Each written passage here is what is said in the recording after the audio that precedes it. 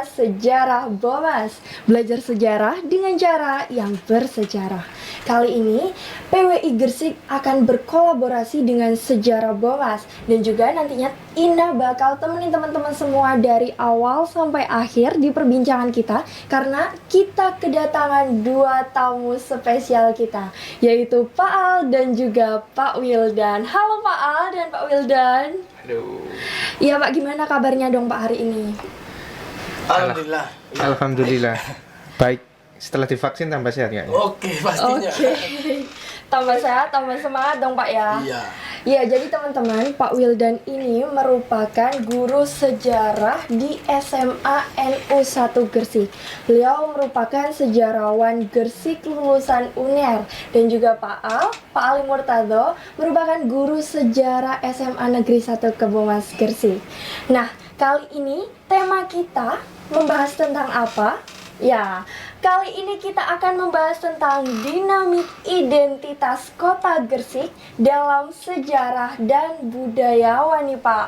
Nah Pak, kan nantinya kita pada tanggal 9 Maret 2021 nanti kan kita akan memperingati hari jadi kota Gresik nih Pak ya. Dan tentunya pada tanggal tersebut kita akan mengulas tentang Gresik. Nah, pada kesempatan kali ini kita akan berbincang-bincang tentang seputar Gresik nih Pak. Berkaca dengan kondisi Gresik saat ini Pak, yang usianya nanti akan beranjak semakin tua, yang semakin berkembang tentunya. Maka dari itu kan kita bisa melihat dari keberagaman kota Gresik sendiri. Dilihat dari kotanya yang semakin maju dan juga keberagaman masyarakatnya, kepadatan penduduknya dan juga adanya tol Trans Jawa juga kan Pak yang kita ketahui, dan semakin populernya pariwisata yang ada di kota Bawean juga kita kan juga ketahui nih Pak. Nah dari sini nih Pak, dari keberagaman kota Gresik ini yang semakin hari kota Gresik ini semakin maju, gimana nih Pak bisa menceritakan sedikit Pak kepada kita semua yang ada di sini, hal apa sih Pak yang menandai perubahan besar di Gresik saat ini sampai Gresik saat ini bisa berkembang semakin besar ini Pak? Silakan Pak Wildan terlebih dahulu. Oke, terima kasih. Pertama saya ucapkan terima kasih kepada teman-teman secara Bomas yang sudah memberi kesempatan saya untuk bisa berbagi pengetahuan seputar sejarah, terutama yang ada di Gresik ya.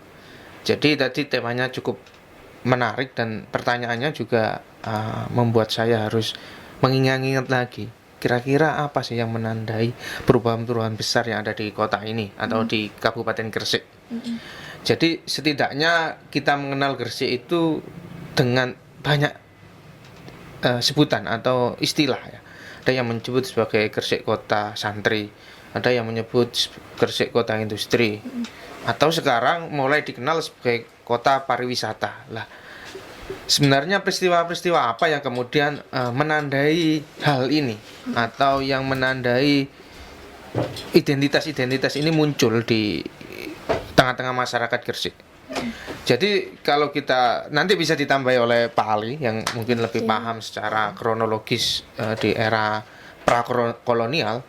Tapi yang jelas Gresik dalam perkembangan sejarah Nusantara itu selalu terlibat di dalamnya. Baik di era klasik, kalau saya istilahkan klasik berarti Hindu-Buddha, era modern ketika Islam mulai datang dan kemudian masuk kolonialisme, baik itu Portugis, Belanda, Inggris, dan juga ketika memasuki era kemerdekaan selalu terlibat dalam peristiwa-peristiwa besar sejarah. Saya contohkan saja ketika era Dendels ya. Dendels ini kan salah satu gubernur jenderal yang cukup fenomenal di era Hindia Belanda ya. Bagaimana salah satu program kerjanya itu, nggak tahu ini termasuk 100 hari kerja Dendels apa enggak ya. Jadi membangun jalan sepanjang Pulau Jawa dari Anyer sampai Panarukan, dan Gresik ada di dalamnya. Dan itu tidak hanya sekedar membangun jalan, tapi juga membangun istilahnya tempat pertahanan ya, atau benteng. Benteng ini atau yang kita kenal dengan Benteng Mengare, kalau orang Gresik lebih kenal gitu, ini menjadi penanda bahwasanya kota ini penting bagi pertahanan militer Hindia Belanda pada saat itu, yang mau diperebutkan oleh Inggris pada saat itu. Jadi Pulau Jawa khususnya itu harus dipertahankan, dan pertahanan utamanya itu salah satunya ada di Gresik. Ini menandakan bahwasanya Gresik bukan apa istilahnya kalau anak sekarang, bukan remeh-remeh ya, bukan kaleng-kaleng. Nah, bukan kaleng-kaleng dalam wilayah Jawa gitu. Inilah yang kemudian membuat Gresik ini selalu menjadi perhatian pemerintah Hindia Belanda. Itu. Meskipun nanti ke depannya ada momen-momen tertentu yang kita lepas. Misal kalau kita lacak, apakah Gresik ketika era tanam paksa ya, itu menjadi bagian dari penyuplai komoditas tanaman ekspor Hindia Belanda gitu. Kita bisa cek bahwasanya ya Gresik memang tidak menjadi tujuan adanya tanam paksa, karena memang wilayahnya kalau mau dibilang tidak subur, ya ada bagian yang subur, tapi bukan wilayah prioritas gitu. Beda dengan semisal wilayah Sidoarjo, kemudian Pasuruan, Mojokerto sampai wilayah pedalaman, itu memang menyuplai beberapa komoditas yang kemudian titiknya adalah atau tempat ekspornya itu memang di Gresik. Jadi pelabuhan Gresik sebelum kemudian berpindah ke Surabaya itu menjadi salah satu tempat berkumpulnya komoditas ekspor di era tanam paksa gitu. Itu salah satu penandanya ya. Tadi saya bilang ketika era Dendels Gresik masuk dalam skema itu. Kemudian kalau kita runut ke belakang sedikit, nanti bisa ditambah Mas Ali, ketika kita membaca kapan sih kedatangan Islam itu di Gresik, di Nusantara itu. Salah satu yang digunakan oleh sejarah untuk melacaknya adalah keberadaan makam Fatimah binti Maimun. Ini yang unik. Jadi di Gresik itu ternyata kalau kita ngomong seorang pendakwa ya atau mubalik, itu ternyata fakta yang menarik di Gresik adalah seorang perempuan. Ini catatannya berbeda dengan daerah-daerah lain. Kenapa kok makam perempuan yang ditemukan? Berarti ini menandakan keberagaman, bukan hanya ngomong etnisitas, tapi juga istilahnya gender ya. Gendernya nggak harus laki-laki gitu. Ternyata yang kemudian menjadi bagian dalam arus penyebaran Islam di Nusantara gitu. Fatimah binti Maimun, makamnya di Leran, sampai sekarang masih bisa dikunjungi dan diakses, meskipun banyak juga yang memperdebatkan otentisitas dari makam tersebut. Tapi sejarah mencatat bahwasanya Gresik menjadi salah satu awal dari proses Islamisasi di Nusantara gitu. Kemudian masuk ketika Islam sudah berkembang menjadi bagian dari mayoritas masyarakat Jawa, kita tentu mengenal di sini ada dua wali yang meskipun beda periode ya, harus dipahami juga, antara Malik Ibrahim atau dengan Sunan Giri. Ini periode yang berbeda tapi memiliki efek yang luar biasa, khususnya di tanah Jawa ya. Masing-masing memiliki istilahnya pengaruh gitu. Khusus Sunan Giri yang hari ini menjadi titik atau penanda dari lahirnya kota Gresik, tentu kita harus bangga dengan prestasi-prestasi yang tentu bisa dilacak sejarahnya, bagaimana Sunan Giri kemudian menjadi salah satu istilahnya ulama yang paling diperhitungkan di Nusantara pada saat itu. Jadi beberapa catatan sejarah mengatakan bahwa raja-raja Islam di Nusantara itu harus minta restu dulu, izin ya, sowan gitu ya, sowan ke Sunan Giri mau memimpin wilayah kerajaannya atau wilayah kesultanannya gitu. Jejaknya bisa dilacak sampai ke Sulawesi, bahkan kalau ke wilayah Sumatera, ke Malaka dan Palembang, itu banyak fakta-fakta yang menunjukkan bahwa ajaran Sunan Giri dikembangkan di sana itu. Dan bukan hanya soal ngomong ajaran Islam yang kemudian diajarkan oleh Sunan Giri sebagai bagian dari dakwahnya, tapi juga mengajarkan tentang tata kelola kehidupan bermasyarakat. Jadi peninggalan-peninggalannya sampai sekarang masih bisa dilihat, semisal kayak telaga-telaga ini sebagai bagian dari sistem irigasi yang memang dibangun oleh Sunan Giri gitu. Jadi selain sebagai seorang ulama, pendakwa, beliau juga sebagai istilahnya pemimpin yang mampu mengatur kebutuhan masyarakat Giri dan sekitarnya pada saat itu. Meskipun nanti dalam perkembangan sejarahnya ketika kolonialisme datang, nanti banyak yang kemudian merubah atau sengaja menghilangkan identitas Giri ini agar tidak menjadi ingatan kolektif masyarakat. Jadi kenapa kemudian kita melihat ada yang hilang ya, ada yang hilang dari ajaran-ajaran atau identitas sendiri ketika era kolonialisme, karena memang sengaja ditaklukkan Giri. Nanti Pak Al bisa memperjelas di hal-hal ini gitu ya. Lah itu soal kenapa kemudian menjadi disebut sebagai kota wali, kemudian menjadi kota santri. Beberapa ponpes di Gresik ini banyak yang usianya hampir 1 abad ya, dan memiliki peran penting dalam perkembangan Islam ketika sudah memasuki era kolonial. Jadi ketika Islam itu diajarkan lewat pesantren-pesantren di era kolonial, itu sudah berkembang, maksudnya sudah membentuk sebuah kelembagaan, tidak lagi dari rumah ke rumah, tapi sudah di sebuah pondok ya.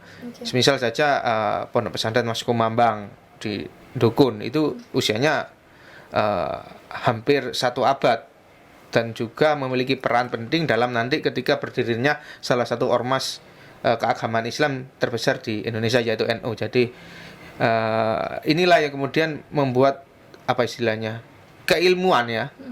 Titik-titik keilmuan santri ini bisa menjadi identitas Gresik. Makanya kemudian muncul pondok-pondok yang ya jumlahnya cukup banyak di Gresik. Misalnya saja saya pernah membaca Pondok Komarudin yang ada di Bunga itu adalah salah satu pondok yang yang menerima santriwati gitu. Jadi memberi kesempatan kepada perempuan untuk belajar agama di pondok pesantren di Komarudin ya.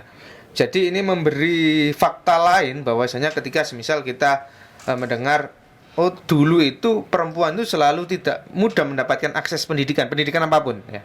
Tapi fakta itu bisa dibantahkan bahwasanya di Gresik baik laki-laki perempuan itu ternyata mendapat kesamaan hak ya istilahnya, atau mendapatkan kesempatan yang sama dalam hal mengakses ilmu pengetahuan khususnya agama Islam pada saat itu. Itu yang menandai kenapa kita kemudian disebut sebagai kota santri gitu kan. Dan kenapa menjadi disebut sebagai kota industri, tentu kita tahu semuanya di sini.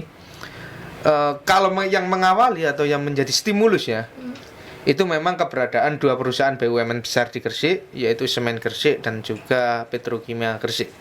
2 perusahaan inilah yang kemudian menjadi stimulus atau pemancing kemudian banyak pengusaha atau investor yang mendirikan pabrik di Gresik ya.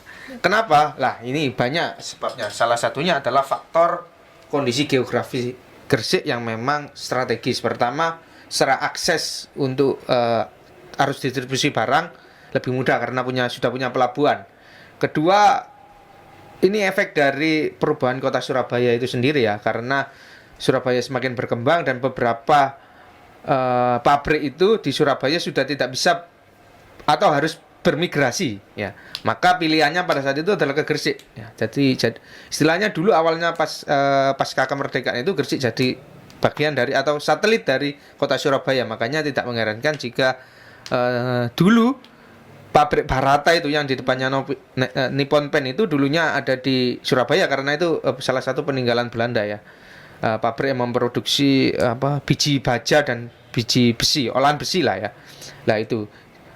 Begitu juga banyak pabrik-pabrik yang lain yang kemudian berdiri karena adanya perubahan kontur kota Surabaya atau perkembangan kota Surabaya. Itu salah satunya. Kemudian tadi saya sebutkan ada, tapi sayangnya di Gresik ini selain sebagai kota industri yang sudah istilahnya sudah besar ya. Sebenarnya di Gresik itu UMKM-nya atau industri kecilnya jauh sebelum ada industri besar ini sudah tumbuh pesat gitu. Berarti sebelum adanya industri, sebelumnya itu pas waktu zamannya kota santri itu pas dijulukinya. Iya. Jadi ketika masuk era kolonial itu Gresik sudah dikenal sebagai kota pengrajin gitu ya. Kota pengrajin, orang-orangnya itu banyak memproduksi kopiah semisal sarung gitu. Lah hal inilah yang kemudian membuat demografi ya, struktur penduduknya itu banyak yang menjadi pengrajin daripada menjadi istilahnya pekerja. Benar. Jadi lebih banyak istilahnya orang Gresik itu seneng juragan gitu kan, dan punya mesali itu tempat produksinya gitu, apapun bentuknya. Baik yang jahit tas juga menyebutnya mesali, yang buat kopiah juga menyebutnya mesali. Jadi semacam tempat produksinya. Jadi masyarakat kota Gresik khususnya bahkan ke wilayah yang lebih ke selatan ya, itu kebanyakan memang memproduksi bahan yang kemudian dijualnya sendiri atau pengrajin istilahnya, bahan setengah jadi diubah menjadi bahan jadi dan menjadi bahan yang bisa dijual itu. Jadi bukan masyarakat yang menggantungkan pekerjaannya kepada sektor-sektor industri besar saja. Namun sayangnya dalam perkembangannya nanti industri-industri kecil ini gagal menjadi besar gitu, karena tergantikan oleh keberadaan industri yang besar. lebih besar ya, industri manufaktur yang lebih besar itu yang terjadi. Jadi ketika kedatangan dua industri besar ini yang memproduksi semen dan pupuk, kemudian merubah juga struktur kota Gresik ini gitu. Jadi semisal contoh kenapa kemudian Bunder ya, wilayah Bunder ke Bomas itu dulunya kan termasuk wilayah Jaban kota ya istilahnya ya, kota yang ada di luar gitu ya, di luar pusat kota gitu. Karena salah satunya adalah pemerintah Kabupaten Gresik dulu itu memindahkan terminal Bunder yang sebelumnya ada di Sentolang sini, McD itu lah. McD dulu terminal. Kenapa kok dipindahkan? Karena Gresik pada saat itu dilalui oleh jalan tol dan exitnya itu berada di exit ke Bomas atau kita kenal wilayahnya Bunder gitu kan. Kalau tidak dipindah ke sana maka akan menjadi kota yang mati karena tidak dilalui oleh transportasi massal. Nah, karena terminal itu dipindah di sana, maka kemudian membuat perkembangan kota ini semakin luas, memberi kesempatan yang ada di luar kota ini juga ikut berkembang. Itu salah satu penanda-penanda yang terjadi di Gresik. Mungkin kedepannya kita nggak tahu ya, nanti bisa kita obrolkan apakah pembangunan yang ada di Gresik ini juga memperhatikan hal tersebut. Salah satunya adalah memperhatikan faktor sejarah. Kenapa kok kemudian pelabuhan itu dibangun di kawasan Manyar? Oh, mungkin melihat fakta-fakta sejarah lah. Nanti bisa kita obrolkan lebih dalam. Oke, siap. Nah, mungkin Pak Al mau menambahkan Pak tadi dari pembahasannya dari Pak Wildan, dan tadi mungkin Pak Al bisa jawab nih Pak, peninggalan dari Giri yang pernah dihilangkan gitu apa sih Pak? Mungkin bisa dijelaskan juga Pak. Ya, saya mau menambahkan itu dulu ya. Yang pertama itu sejarah-sejarah yang lebih sebagai penanda yang lebih ke belakang sebenarnya. Yang pertama di Gresik itu sebenarnya juga memiliki peninggalan masa dapat dikatakan purbakala gitu. Atau prasejarah atau praaksara. Yaitu adanya peninggalan Pithecanthropus mojokertensis. Meskipun namanya mojokertensis karena waktu itu wilayah Wringin Anom, karena itu kan berada di Wringin Anom. Nah, wilayah Wringin Anom dulu pada masa kolonial itu merupakan bagian dari Mojokerto, sehingga disebut mojokertensis. Namun karena ada perubahan demografi dan geografi, sehingga menyebabkan Wringin Anom menjadi wilayahnya Gresik. Otomatis temuan prasejarah Pithecanthropus itu berada di Gresik. Meskipun sebenarnya garis namanya itu garis lapisan tanah ya, lapisan tanah yang digunakan peneliti untuk meneliti adanya praaksara itu melewati Gresik, yaitu di Gunung Kendeng. Nah, Gunung Kendeng itu salah satunya berada di wilayah Benjeng, kemudian Cerme, sampai nanti Driharjo. Nah, dari Gunung Kendeng ini juga nanti kita akan menemukan atau akan lahir sebuah industri yang dapat dikatakan skalanya juga lumayan besar, yaitu industri minyak bumi yang berada di wilayah Metadu. Itu pada era kolonial. Sebelum kolonial itu sudah dimanfaatkan oleh warga sebagai sepengetahuan warga, yaitu sebagai pelumas atau sebagai lampu oplik. Nah, seperti itu. Sehingga ketika kedatangan kolonial dengan perkembangan pengetahuannya, maka diangkatlah sumber minyak itu sehingga menjadi industri yang waktu itu pusatnya berada di Wonokromo, daerah Surabaya. Nah, kemudian yang kedua masalah industri ya. Namun sebelum industri mungkin saya menjawab tentang Sunan Giri dulu. Ya memang Sunan Giri dulu itu bahkan salah satu gubernur jenderal terkenal di VOC yaitu Jans Pieterszoon Koen itu menyebut Giri sebagai musuh utama. Namun sebutannya JPKON ya, itu ada 3 wilayah yang menjadi musuh utama VOC yang harus dihancurkan. 2 wilayah itu adalah Gresik dan Giri. Jadi Gresik dan Giri adalah 2 wilayah yang sejak VOC itu sudah dimusuhi dan harus dihancurkan. Itu yang pertama. Karena apa ya? Yang pertama itu mereka mencampuri urusan perdagangannya VOC, mengganggu banget gitu loh. Yang kedua, mereka mengganggu orang-orang asing ya, kolonial ya, VOC. Pada waktu itu kan bukan, mereka nggak menyebut kolonial dan sebagainya ya, orang VOC atau orang Belanda. Mereka mengganggu orang Belanda yang ada di Gresik, yang membuka kantor cabangnya, kantor VOC-nya. Itu diganggu oleh orang-orang Giri. Dan juga mereka menampung orang-orang yang dapat dikatakan para pedagang yang disiksa atau mendapat dampak negatif dari kedatangan VOC. Itu ditampung di Giri juga. Sehingga otomatis Giri menjadi musuh yang tidak bisa didiamkan. Kemudian dilanjutkan, politik-politik Giri itu memang selalu mengerikan ya. Untuk melawan melawan dominasi VOC itu memang prinsipnya, meskipun dihancurkan berkali-kali, meskipun seperti serangan terakhir itu 1680-an mungkin ya. Serangan terakhir itu, kemudian Terah Giri itu mengatakan bahwa sampai titik darah terakhir mereka akan tetap mempertahankan Giri. Jadi itulah mungkin ya yang mengapa Giri itu harus singkirkan seperti itu. Nah, selanjutnya masalah industri. Oke, memang seperti yang dikatakan Pak Wildan tadi, ada banyak industri-industri kecil yang berada di Gresik ya, sebelum adanya industri besar. Nah, seperti di wilayah selatan itu ada industri sarung. Nah, yaitu Tuan Mualim. Kemudian ya itu milik meskipun pemiliknya itu orang asing, tapi beliau itu seperti pribumi karena juga menghidupi dan mengubah tatanan ekonomi terutama bagi warga Cerme, Benjeng, dan Balong Panggang. Itu mereka sangat membekas ya ingatan tentang Tuan Mualim karena bangkrutnya itu setelah kemerdekaan. Jadi masih membekas. Kemudian kita tahu di kemasan juga ya kan. Kemudian ada pabrik kopi ya. Dan jauh sebelum itu pada era Giri kita memang sudah terbiasa sebagai pengrajin. Seperti pengrajin pelana kuda. Kenapa kok ada pengrajin pelana kuda? Karena Gresik pada masa-masa perdagangan internasional dulu, perdagangan yang jaringan internasional rempah terutama, itu Gresik menjadi salah satu pelabuhan yang paling besar lah, sangat besar. Paling sibuk juga ya? Paling sibuk juga, selain Malaka gitu. Selain Malaka dan juga Banda serta Banten.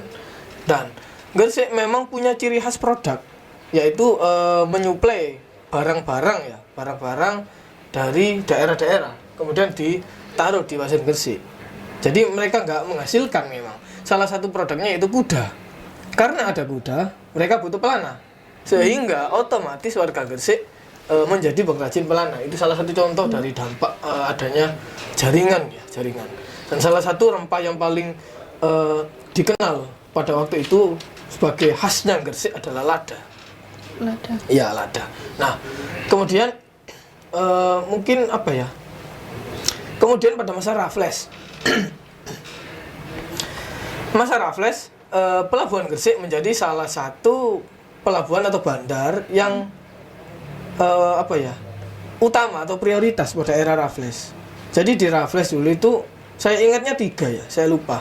Kalau nggak salah ada 4 atau 5. Saya ingatnya 3 bandar yang menjadi prioritas Raffles dan mendapatkan hak atau peraturan khusus.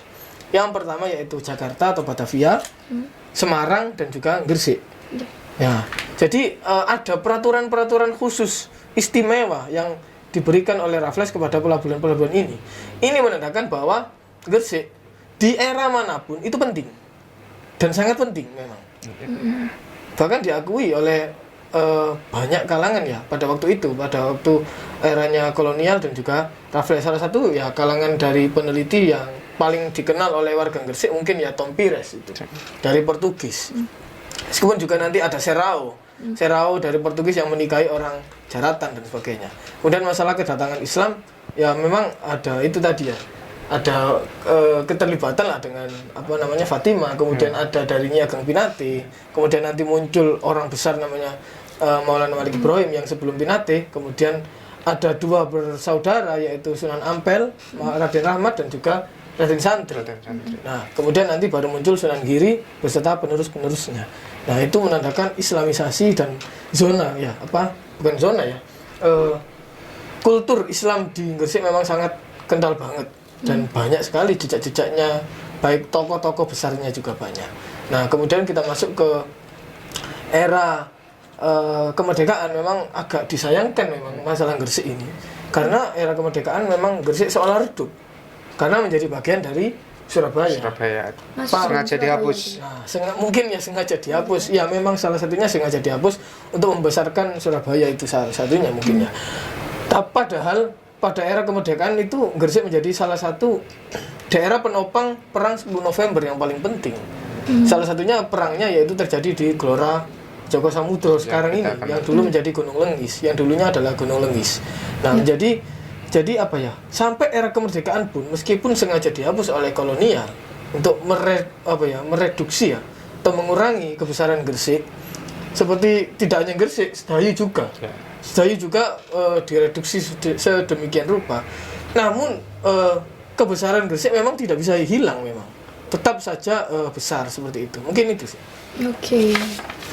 Terima kasih Pak Al, Pak Wildan sudah menjelaskan tadi kisah dari awal kolonial sampai juga kemerdekaan. Dan ini lanjut ke pertanyaan selanjutnya nih Pak.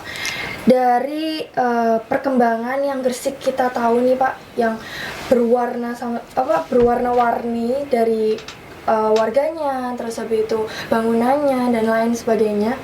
Ini hal apa nih Pak yang berhubungan dari masa lalu, yang kayak peninggalan masa lalu sampai sekarang ini kayak berhubungan apa gitu Pak?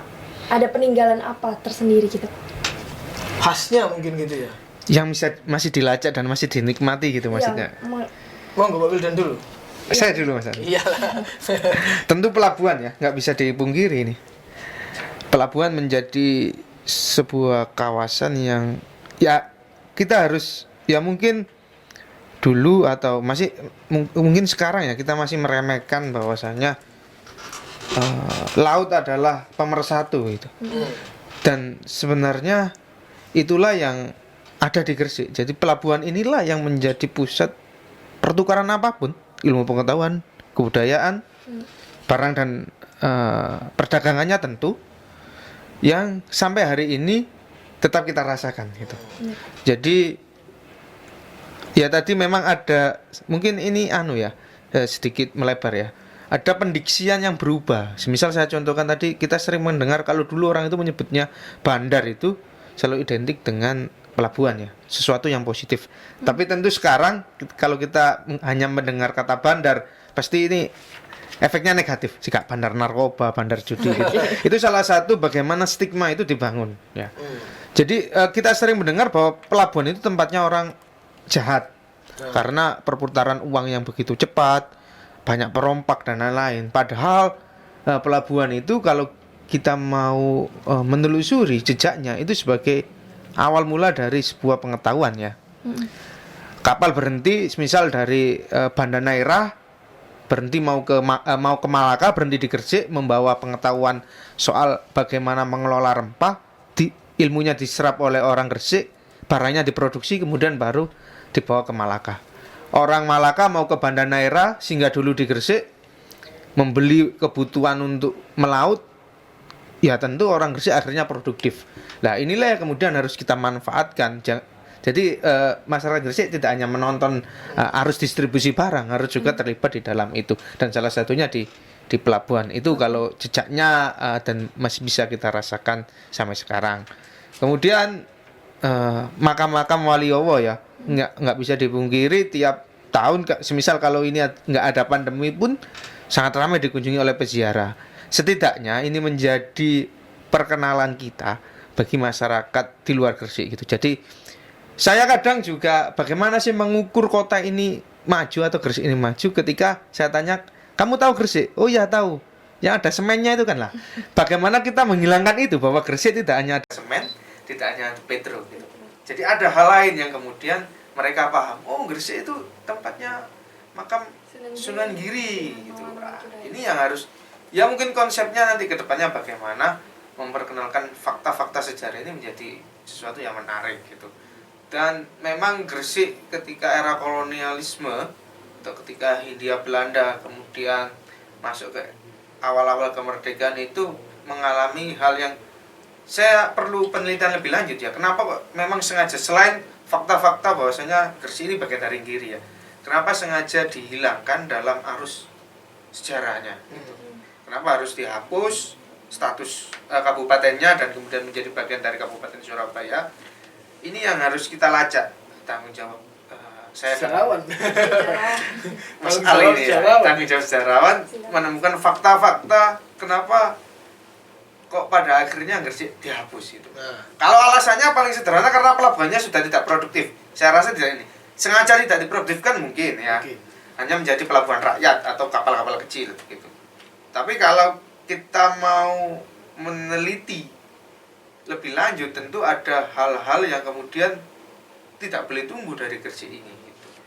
Itu kalau ngomong kita Gresiknya ya wilayah kota gitu. Kalau kita mau melebarkan lagi itu semisal ke Bawean dalam perubahan arus maritim Indonesia, orang Bawean itu bisa dilacak sampai Singapura, sampai Malaysia, bagaimana diaspora masyarakat Bawean di sana. Ini menandakan bahwasanya orang Gresik ini salah satu cirinya adalah berani keluar dari daerahnya. Dan itu saya belajar dari orang-orang Bawean gitu. Jadi di Malaysia, di Singapura itu sudah banyak komunitas Bawean. Kalau Bawean di sana, di Singapura dan di Malaysia itu. Ini menandakan bahwasanya baik yang ada di daratan, di Gresiknya atau di kepulauan di Bawean itu sama-sama memiliki keberanian dalam apa istilahnya untuk berjuang hidup ini. Nah itu sih mungkin bisa ditambahi Pak Al. Gimana Pak? mungkin saya hanya menguatkan ya. Oke. Jadi yang pertama adanya pelabuhan atau bandar ya. Bandar. Meskipun oleh masyarakat bandar mungkin disebut sebagai ya katanya tadi Konotasi negatif ya kan. Padahal bandar itu berarti yang apa ya yang agak beda memang dengan pelabuhan secara istilahnya. Nah, keberadaan bandar Gresik ini melahirkan adanya heterogenitas ya atau keberagaman masyarakat. Nah, keberagaman masyarakat karena banyak sekali itu masyarakat atau bangsa ya dari daerah manapun itu karena Gresik merupakan arus dalam jaringan internasional, maka mereka juga singgah ke Gresik. Nah, gitu. Kemudian karena adanya masyarakat yang heterogen melahirkan adanya kebudayaan-kebudayaan dan juga adat tradisi yang begitu banyak sekali. Nah, ini mungkin bisa menjadi titik atau ciri khas ya yang bisa kita gali kemudian menjadi sebuah hal yang membanggakan bagi Kota Gresik. Kemudian yang kedua ya ada keterlibatan dari Trah Giri, kemudian garis keturunan Giri dan sebelumnya yaitu Nyageng Pinate. Mungkin seperti itu. Oke, terima kasih Pak Al, Pak Wildan. Perbincangan Ina dengan Pak Al dan Pak Wildan membahas tentang dinamika identitas Kota Gresik yang tadinya dari kota industri, kota santri, terus ke kota industri dan juga kota pariwisata. Itu kan kita sudah menyimak bersama nih bagaimana proses perjalanannya. Nah, mungkin dari sini kita berharap ya semoga kota kita, Kota Gresik kita tercinta ini semakin budayanya semakin diingat-ingat lagi lah sama generasi muda ya, jangan ditinggalkan dan juga semakin dicintai lagi karena habis ini tanggal 9 Maret 2021 nanti kita akan memperingati hari jadi Kota Gresik. Semoga Gresik semakin sukses, semakin maju dan jaya.